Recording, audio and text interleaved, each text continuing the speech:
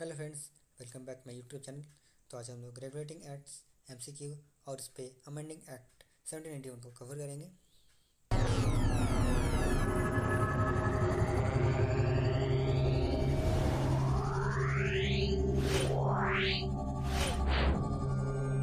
अगर आप हमारे यूट्यूब चैनल पे नए हो तो वीडियो को लाइक, शेयर और कमेंट जरूर करें।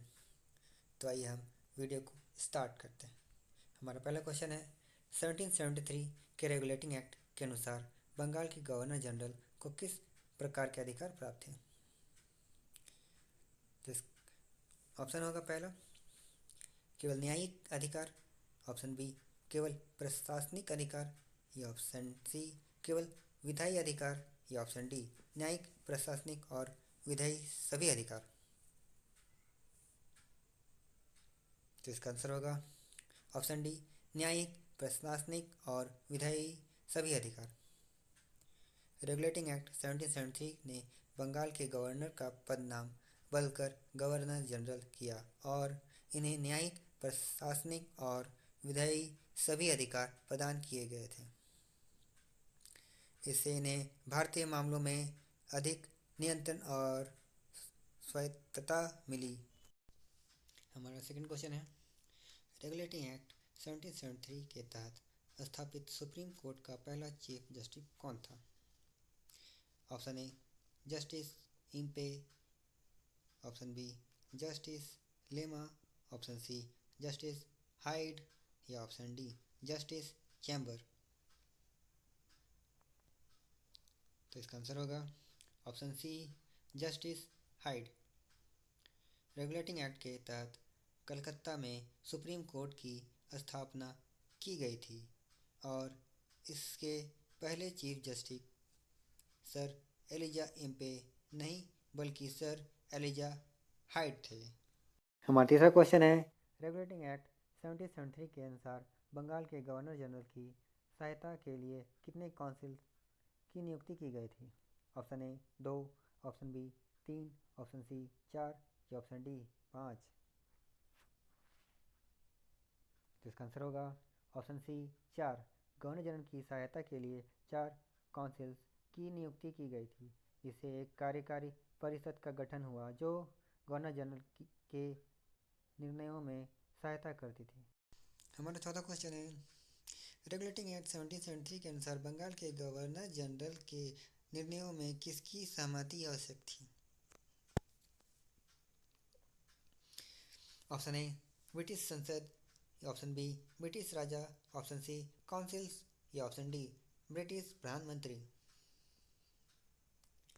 तो इसका आंसर होगा option C councils. Governor general के निर्णयों में काउंसिल्स की सहमति आवश्यक थी। ये प्रावधान गवर्नर जनरल की शक्तियों पर एक चेक के रूप में काम करता था।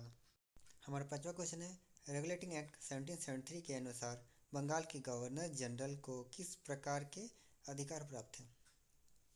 ऑप्शन ए केवल न्यायिक अधिकार, ऑप्शन बी केवल प्रशासनिक अधिकार, या ऑप्शन सी केवल विधायी अधिकार, या ऑप्शन डी न्यायिक, प्रशासनिक और विधायी सभी अधिकार। तो इसका आंसर होगा ऑप्शन डी न्यायिक, प्रशासनिक और विधायी सभी अधिकार। गवर्नर जनरल को न्यायिक, प्रशासनिक और विधायी सभी अधिकार प्राप्त थे जिससे वे भारतीय मामलों में अधिक प्रभावी ढंग से हस्तक्षेप कर सकते थे। हमारा छठा क्वेश्चन है रेगुलेटिंग एक्ट 1773 को पारित करने का मुख्य कारण क्या था। Option A East India company को समाप्त करना, option B East India company को अधिक स्वायत्तता प्रदान करना, option C East India company के कार्यों पर अधिक नियंत्रण और निगरानी स्थापित करना, या option D east India company को भारत के साथ व्यापार का एक अधिकार प्रदान करना। तो इसका आंसर होगा option C East India company के कार्यों पर अधिक नियंत्रण और निगरानी स्थापित करना।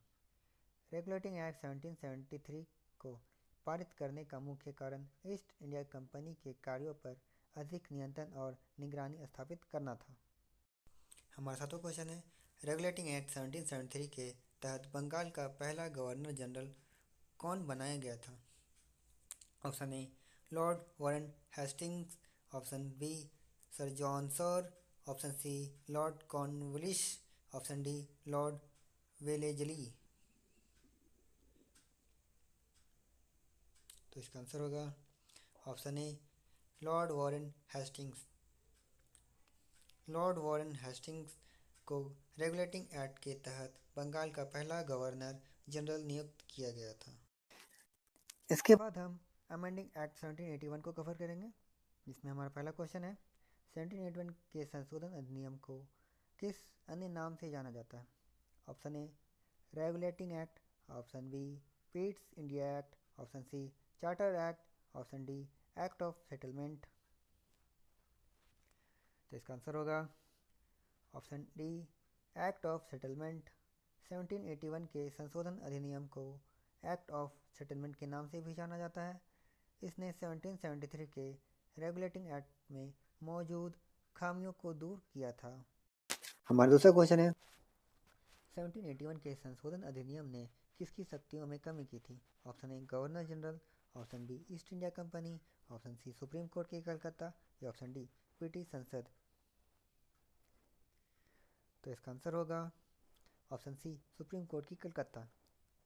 इस अधिनियम ने सुप्रीम कोर्ट की कलकत्ता की शक्तियों में कमी की थी और कंपनी के अधिकारियों के आधिकारिक कार्यों को सुप्रीम कोर्ट के अधिकार क्षेत्र से बाहर कर दिया था। हमारा तीसरा क्वेश्चन है 1781 के संशोधन अधिनियम ने किससे अपीलीय न्यायालय की मान्यता दी थी? ऑप्शन ए गवर्नर जनरल और परिषद, option B East India company, option C British संसद, या ऑप्शन डी सुप्रीम कोर्ट की कलकत्ता। तो इसका आंसर होगा ऑप्शन ए गवर्नर जनरल और परिषद।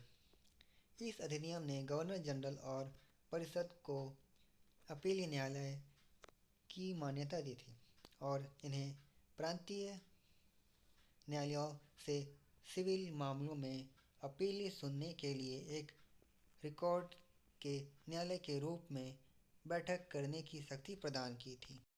हम इसी तरह पॉलिटी टॉपिक की सीरीज लेकर आएंगे जो पॉलिटी के हर टॉपिक को कवर करेगी। तो आप अपना सपोर्ट बनाए रखें और वीडियो के माध्यम से अपने ज्ञान को बढ़ाते रहिए। तो धन्यवाद आप सभी का वीडियो को देखने के लिए। लाइक कीजिए, सब्सक्राइब कीजिए और दोस्तों के साथ शेयर कीजिए।